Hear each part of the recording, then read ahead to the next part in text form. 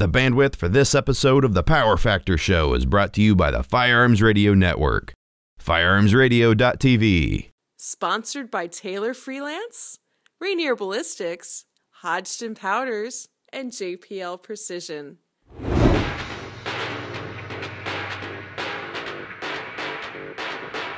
It's been swabbed and wiped.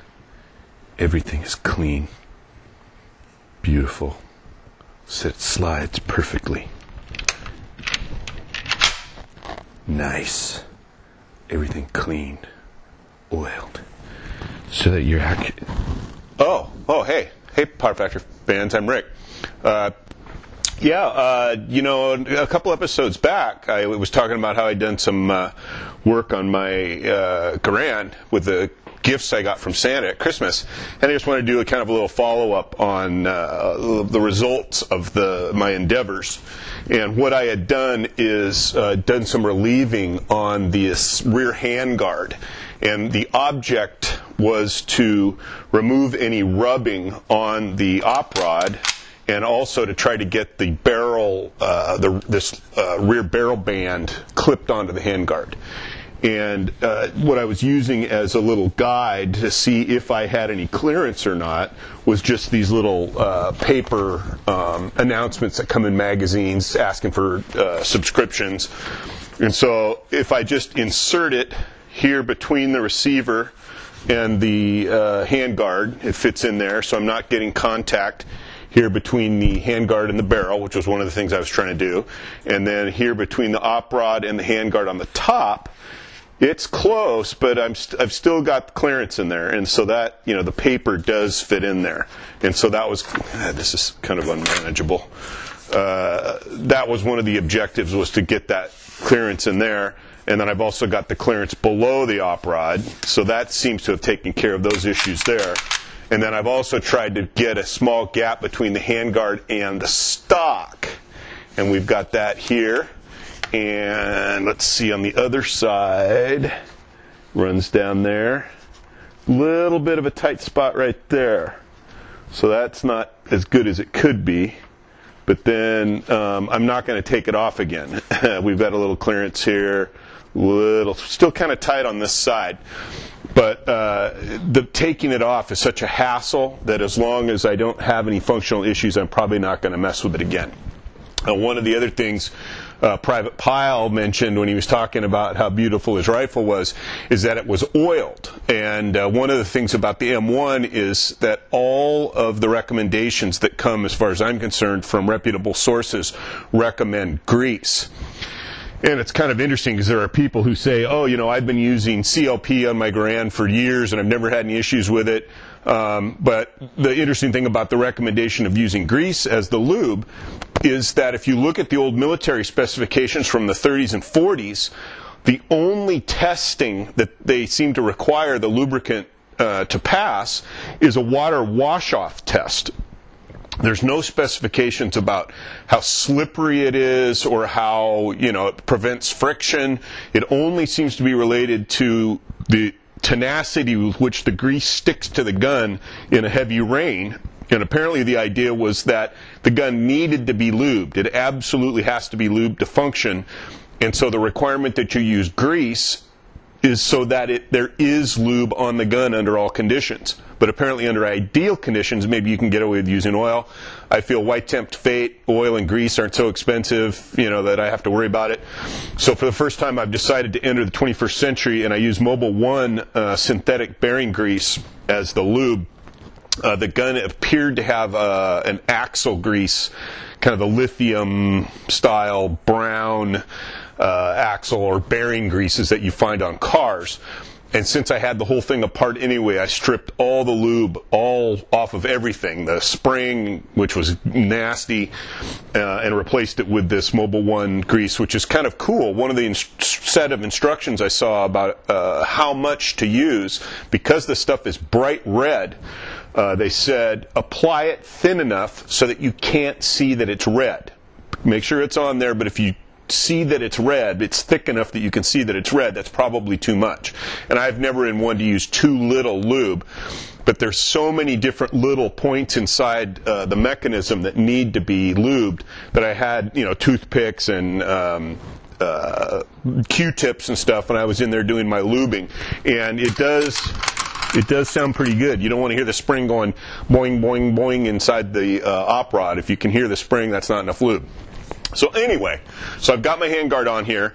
Under certain light, you can't really tell that I refinished it. I mean, it looks almost identical in terms of color to the original stock, but then under other conditions, I think you can tell that this part is a slightly different color, and certainly the finish on it is a lot finer. The handguard and the stock are really rough, and the rear handguard is nice and smooth. So it turned out pretty nice, looks good, seems to have fulfilled all the requirements I had for checking those clearances. And if it still doesn't work, the main culprit is probably going to be the gas piston.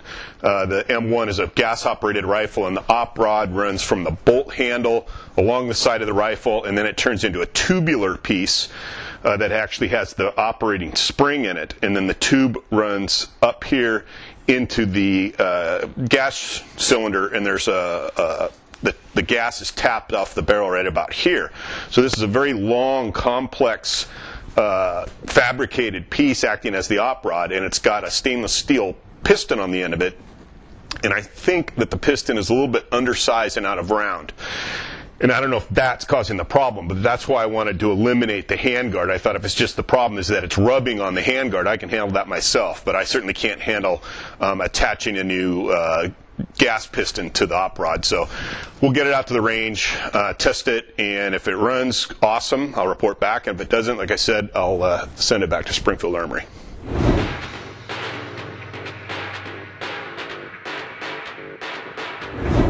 Hey everybody, welcome back to Power Factor. It's been a while since John and I have been together on camera. Quite a while, actually about a year ago or so I think was the last time. Seems like it. It feels like a long time. Yeah.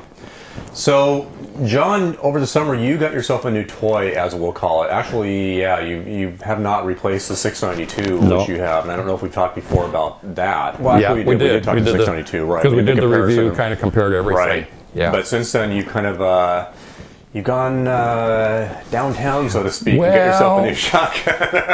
I kind of got out of sequence on acquiring firearms. Yes, yeah. And you broke protocol. I did. You triple dog dared us. It's just, well, I did do that.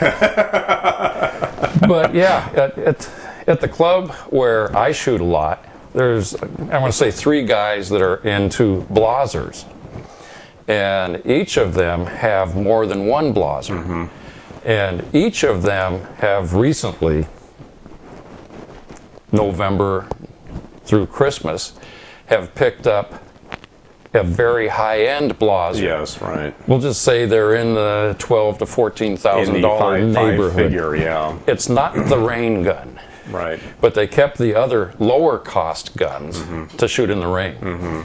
And one of them, our friend Albert, had 3 of these things. And he had one of them for sale, and I saw it on Shotgun World. Right. And ran into him out at the range, and he had nibbles on it, and I was kind of interested in it, but not really. Mm-hmm. Honest to God, I really wasn't. And asked him if I could, at least mount it to see what it felt like. Right. And that seemed to go okay. Albert had brought it out. I shot it. He had to leave. He said, take it home. And so I did all of that stuff and then started to think about it. And it wasn't adjusted right for me. It didn't fit me with how he had the comb adjusted and stuff. Right. So I could shoot it, I could hit stuff, but my face wasn't on it. Yeah, and you know when a gun feels right versus when it doesn't feel right. So we started texting and stuff. And so I sent him a text with, what I observed, what I felt, how it worked, and he ended one of them with, well, I'll make you a really good deal on it. So then I let him go for about 4 hours. I didn't, I wasn't rising to the bait. Yeah. Let him go for about 4 hours and then hit him. So what's a really good deal? Right. So he came back with a number. I said, God, that's not a bad number, really. said, but if he would come down this far, I really have to think about it. So we did the dance for a little bit. So rather than drive over to his house with a gun, I drove over to his house with an envelope full of $100 bills. Yeah. And so I bought from him a Blaser Supersport, which is Blazer's, I think it is their base, maybe one step up from their base gun for sporting. Right. A lot of the guys that I've seen on the sporting clay circuit use the Supersport. It's a very common firearm. In fact, our friend Will, I believe, has... He has an early one. Right, yeah.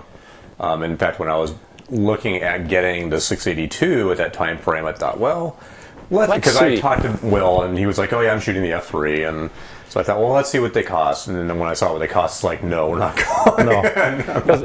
And what they cost, I want to say street price on a Supersport is just the base gun without fancy wood or fancy finish is going to be somewhere around $7,800.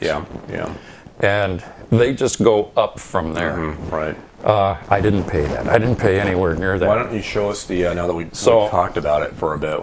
This is, nobody home, it's empty. This is now my Supersport. It's a German gun. Right. It has a lot of neat features. As most German things do. Yeah. It not too exciting, but it does have an adjustable comb. Right. It'll go right or left for cast, up or all the way down. It comes with a weight system, which is pretty interesting. The barrel weights, which I don't have in it, but you can see there's a boss between the barrels that's threaded, and you can attach the barrel weights here.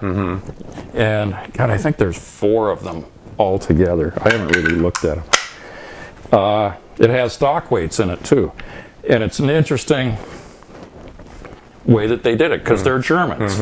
So it has a stock bolt. So it's got to be over-engineered. Oh, it is. Yeah. It's got a stock bolt that's like about here that holds the wood onto the back of the receiver. Right.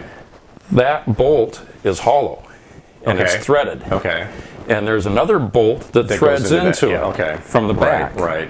And the the stock weights are threaded, and you can move them anywhere you want them along that to get the point of balance exactly where you want it.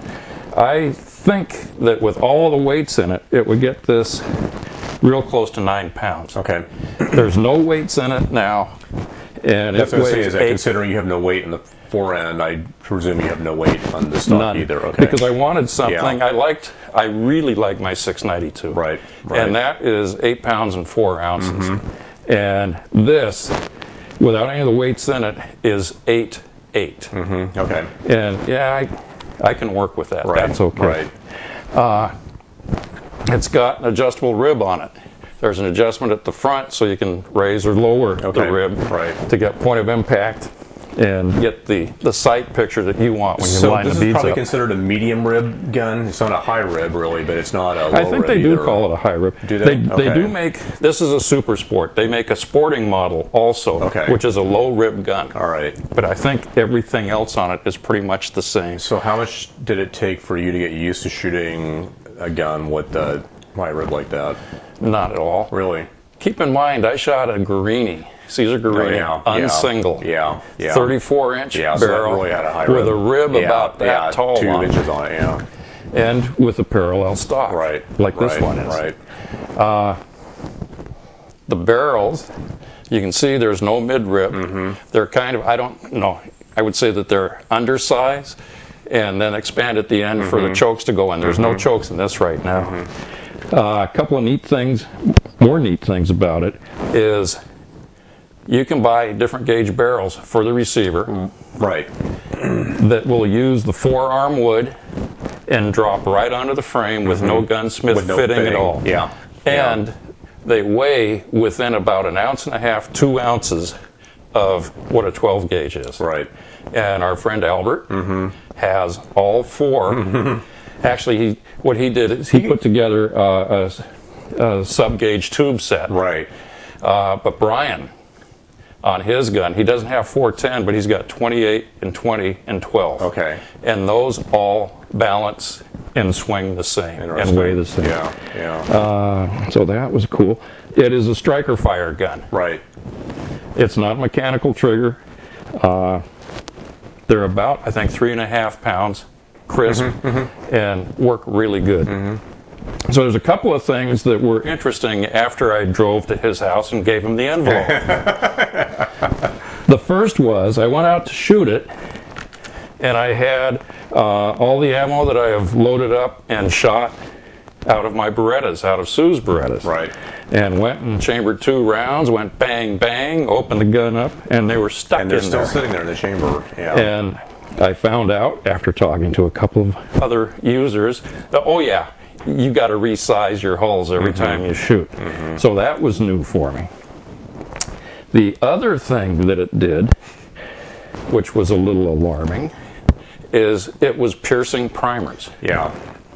And that is not a good thing. A pierced primer is when the firing pin is breaking through the cup of the primer and it's leaking gas back into the action. Right, and not only is it gas, but it's very hot gas at a fairly high velocity, and being like a jet effect, you can literally flame cut. And just crud, just all kinds of crud. Right. So the breech face, you can see, has a couple of screws in it, and those are Torx. Those come right out. That center plate will just pop right out of there, and the firing pins come out from the front. There's a return spring on the nose of each of them, and they just come out.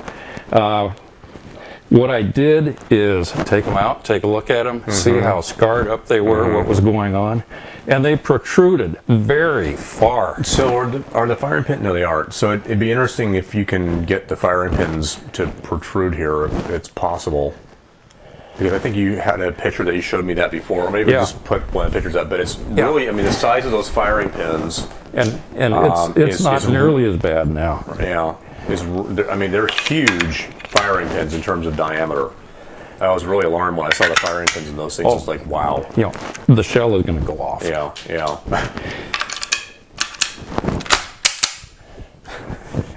Oh, I'm sorry. Should I have bumped it? Yeah, I was waiting for the bump. Should I have bumped it? Those trip the ejectors. Oh, no, I saw the firing pins. The firing pins here. Yeah, right. So they're not out very far now. Yeah, so you've dressed them back I've quite measured a bit. them. I've measured them, and there's between 45 and 50 thousandths of protrusion. Well, why don't you go ahead and explain what you had to do, because then it'll all make sense. So what I did is take them out, chucked them up in the lathe after looking at them to see how bad they were, and after having emails with the Blaser people, and I basically shortened them.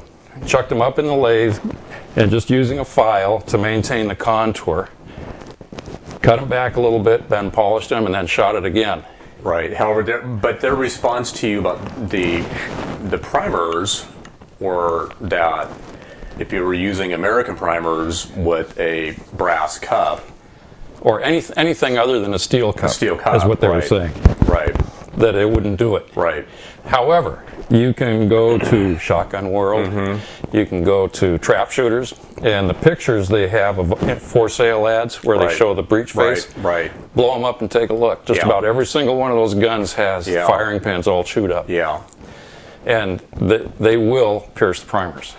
But the thing I would say about those guns that you may be seeing for sale like that is that you don't know what they've been shooting for ammo either.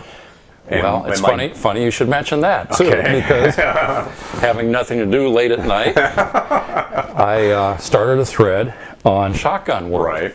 And I don't know if you've seen that or not. Thread, and there were several, haven't checked recently, but several responses to it, and where people were asking, you know, exactly what were you talking about? And I put a picture up on there, and they came back and said, yeah, that's what mine looks like. And another guy said, yep, mine pierces them. Another guy said, no, I shoot bajillion Chedites, which are famous for piercing. Right. Says have never had a problem with them. Sure you haven't. So whatever. They're just not aware of it, I think. And that's, I think, what the moral of the story is that you might want to go look at the breech face on your over and unders. Berettas don't seem to have this problem, but or Remington 870. Right. The Rios, and now we're talking loaded ammunition, but Fiocchi ammunition, Rio ammunition, which have real primers. Which Right, exactly. All that stuff, a lot of those European holes have steel primer cups. And people don't realize it, and they'll shoot them in these guns, and they'll start getting pierced primers. But the thing is, unless you're really looking for it, the breech face will be really black and dirty. But people just just dismiss that as just dirt. We have some pictures that I took as I went through this thing. Right. 3 times, and so we'll get those plugged in here, and you can see what we're talking about as far as the firing pins, what the breech face looked like, how filthy stuff was. Yeah. I even went as far as buying replacement pins from J&P. Right. And theirs are, I forget, I want to say that their pins are S7 tool steel, and that have been heat treated, and they're really nice looking. I put those in, shot, I think 125 rounds, and it pierced 5. So I took those back out and said, okay, now I'm really going to start shortening up the factory pins to get it to where it'll live, and then see how long that lives, and then I can always shorten the J&Ps and put those back in. And I remember when I was out shooting one of the sporting clays tournaments with Albert, and in his new F3 that he has, I'm not sure which model it is that he has, but it doesn't really matter. It's the higher one. Baroness. Yeah. Oh yeah, the Baron of East, as I call him. And he was, I forgot what ammo it was, but it was a steel case primer. I'm sorry, steel primer, and he was piercing those. And they were, after he thought he didn't have a problem. And I've heard other shooters of Blasers say, well, it's the flat primers, it's not the ones with an arc on the dome. And I'm going, yeah, right, sure. Right, yeah, that is. I think one of the reasons that this had issues with Fiocchi's is because the anvil is so hard in that primer, and it is so big that whatever. So I'm about ready to switch to Fiocchi on my 682. I've got a couple thousand more Federals to go, and then I'm switching over to Fiocchi. But you've been running Fiocchis forever on your 692 and 686. And my Satoris and my Guarini and all of that. Yeah, and not had a problem. And they work really good. In fact, I asked you before buying those things, have you had any issues? And you said, no. Not until this. Yeah, well, But that's not the primer as much as it is how much protrusion there was. So the other thing I was going to say in terms of pierced primers, that I know that Kriegoffs and actually Brownings are infamous for piercing primers, especially the Cheatites. So if any of you are running Cheatite primers, I would watch out depending on what kind of gun you're shooting, but you may be getting pierced primers. You might want to start taking a closer look at things and making sure that you're not experiencing that, because it can cause problems if you don't address it. So I've got it, so it's running pretty good for me now. And I think I like it. Yeah. I'm not sure if I like it as much as the 692 yet, but I like the adjustability of the stock. The 692, I've got to roll it just a little bit. This thing, I just pop it right up. Right. So I had a chance to shoot yours once. I think I've shot Albert's once, and I just cannot get used to the high rib. For me, it just does not work. I'm just used to a low rib gun. I feel like I think I kind of explained it to you guys that with the high rib gun, I kind of feel like I'm sitting on top of the gun as opposed to a low rib gun or a flat rib or whatever, that I'm more into the gun or more part of the gun. So in my case, it probably just comes from years of field guns and everything, of learning to shoot that way and being comfortable with that. Which is not to say that probably over time I might be able to adjust to it, but I like it because it doesn't matter, where you are on it. Right. Because your eye is going to be in the same place. Right. Where something with, a bunch of drop at the heel, depending on where you are, and you're going up and down. Right. I remember one of the guys out at the club had a stock shortened on his Beretta. And the first time he took it out to shoot it after that, he couldn't hit anything. Right, because his eye is now further up the comb and is now higher. Exactly. And he didn't know what was going on. So I mentioned that to him, and then he started taking a look at it. We'll try that now. Yeah. And there's a lot of debate back and forth on the parallel comb versus a tapered, if you will, comb. Like you're saying, with a parallel comb, your eye's always in the same place every time on the gun. A parallel comb, you're not. But what I've heard for a lot of sporting clays or low gun mount, that the tapered comb or whatever can be easier to shoot versus the flat. But again, for different people, different things. And I don't know, because I'm just a hacker, man.